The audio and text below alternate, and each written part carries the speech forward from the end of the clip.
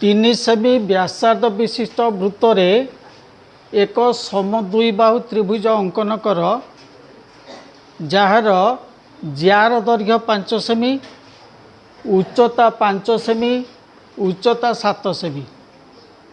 ताले आमे केमिति अंकन करिबा मूल जिनस आमर यही दुईटा बुझार अच्छी। 3 सेमी व्यासार्ध विशिष्ट वृत्तटी अंकन करदेव। जार दैर्घ्य देछि 5 सेमी। जार दैर्घ्य कंपास रे नहीं वृत्त उपर जेकोसी बिंदु रे रखी अन्य बिंदु रे एठी 5 सेंटीमीटर काटिदेव। एटा जार दैर्घ्य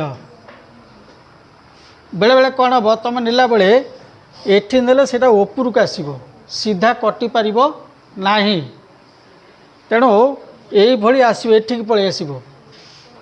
तेणु जार दैर्घ्य नहीं गला परे आमे जानिचे कौन जे समद्विबाहु त्रिभुजर शीर्षरु भूमि प्रति अंकित लंब गोटे समद्विबाहु त्रिभुज अच्छी तार शीर्षरु भूमि प्रति अंकित लंब भूमि को समद्विखंड करिवो। ता विपरीत जे भूमिर समद्विखंडक लंब उठेले ता शीर्ष बिंदु दे जीवो। तेणु जो ज्याटी थिला बीसी से बीसीर समद्विखंडक लंब उठेइबो। समद्विखंडक लंब उठेई ताकू बढ़ाई देव जोठी से छेद कला सेटा हबो ए बिंदु। ए बी आउ एसी को जोग करदेव। एटा समद्विबाहु त्रिभुज अंतलिखन। समद्विबाहु है कहीं ना जेहेतु बीसी समद्विखंडक लंब उठेले ये चाप सहित ये चापर दैर्घ्य हो सामान।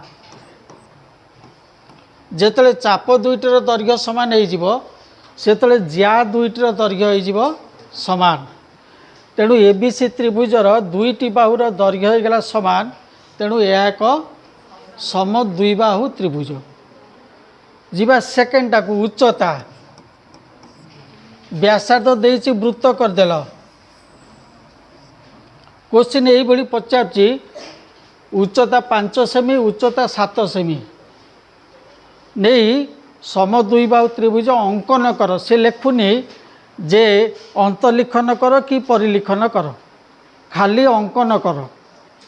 ताले सेठी अंतलिखन हम ना परिलिखन हम केमिति आमे जानिबा ना। एठी व्यासार्ध देछि केते सेमी व्यासार्ध देछि 3 सेमी।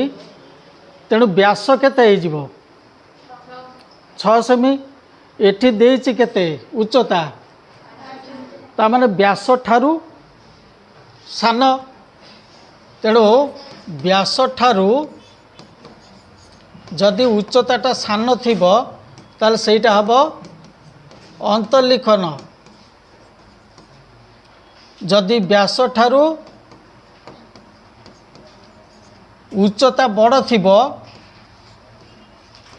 उच्चता बड़ ताल सेटा हबो परिलिखन।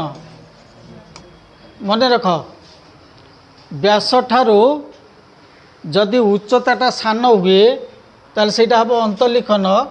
व्यास ठारू उच्चता बड़ हेले सेटा हबो परिलिखन। ताले उच्चता नबा केमती एटी 5 सेमी उच्चता देछि वृत्त अंकन करी गोटे व्यास को जोग कर दियो। एटाला ए उच्चता देछि 5 सेमी। ए बिंदु रो 5 सेमी काटी दियो। ए बिंदु रो 5 सेमी काटी दियो। बर्तमान जोठी काटिल सेटा मन करला डी बिंदु। से डी बिंदु रे एटी 90 डिग्री अंकन करी बढ़ाई दियो। सेटाला बीसी एटा गला ज्या समद्विबाहु त्रिभुजर एटा होगला भूमि। तापरे एबी आउ एसी के जोग कर दियो। ताले एबी से होगला आवश्यक समद्विबाहु त्रिभुज। तमरे एठी व्यास ठारू उच्चताटा कौन थिला सान थिला। तेणु एठी अंतलिखन ହେଲା ଏଇ ଦୁଇଟାକୁ ଲକ୍ଷ୍ୟ କରିଦେବ ବ୍ୟାସାର୍ଧ ଦେଇଛି ବ୍ୟାସ କେତେ ହେବ ଉଚ୍ଚତା କେତେ ଦେଇଛି ଯଦି ବ୍ୟାସ ଠାରୁ ଉଚ୍ଚତାଟା ସାନ ହେଲା ତାହେଲେ ଅନ୍ତଲିଖନ ହେବ ବ୍ୟାସ ଠାରୁ ଉଚ୍ଚତାଟା ଅଛି ବଡ଼ ବ୍ୟାସ 6 ସେମି ଉଚ୍ଚତା ହେଲା 7 ସେମି ତାହେଲେ ସେଠି କେମିତି ପରିଲିଖନ କରିବା ଆମେ ନେଇଯିବା ଆଗେ କ'ଣ ବୃତ୍ତ ଆଗେ ବୃତ୍ତ ନେଇଯିବା ବୃତ୍ତ ନେଇକିରି ଏଠି ବୃତ୍ତ ନେଲେ 3 ସେମି ବ୍ୟାସାର୍ଧ ନେଇ ବୃତ୍ତ ଅଙ୍କନ କରିଦେଲେ ତାପରେ ଏଠି ଯେକୌଣସି ଗୋଟେ ବିନ୍ଦୁ ଡି ନେଲେ ବୃତ୍ତ ଉପରେ ଡି ନେଇ ଏଠି ଗୋଟେ ବ୍ୟାସ ଯେହେତୁ ବ୍ୟାସଟା କ'ଣ ଅଛି ବ୍ୟାସ ଠାରୁ ବଡ଼ ଅଛି ଉଚ୍ଚତା ତେଣୁ ବ୍ୟାସଟାକୁ ବଢ଼େଇ ଦେବ ତାପରେ ଯେଉଁ ଡି ବିନ୍ଦୁ ପାଇଲ ସେ ଡି ବିନ୍ଦୁରେ ଗୋଟେ ସ୍ପର୍ଶକ ଅଙ୍କନ କରିଦେବ ଡି ବିନ୍ଦୁରେ ଗୋଟେ ସ୍ପର୍ଶକ ଅଙ୍କନ କରି ବଢ଼େଇ ଦେଲ ଉଚ୍ଚତା ଦେଇଛି 7 ସେମି ତାମାନେ ଡିଏ ହେଉଛି 7 এই পর্যন্ত 6 এটি 7 এইটা হল এ বিন্দু এইটা হল বৃত্তর কেন্দ্র ও আমি পূর্বর অঙ্কন করিছে এইটা বৃত্তর কি বিন্দু হয়ে গেলা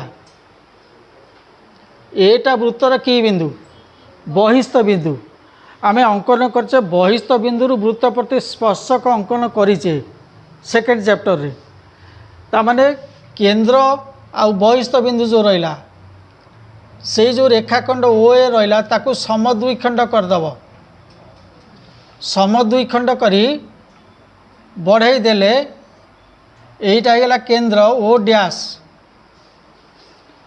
बर्तमान ओ डैश आउ ए को नहीं गोटे वृत्त अंकन करदेले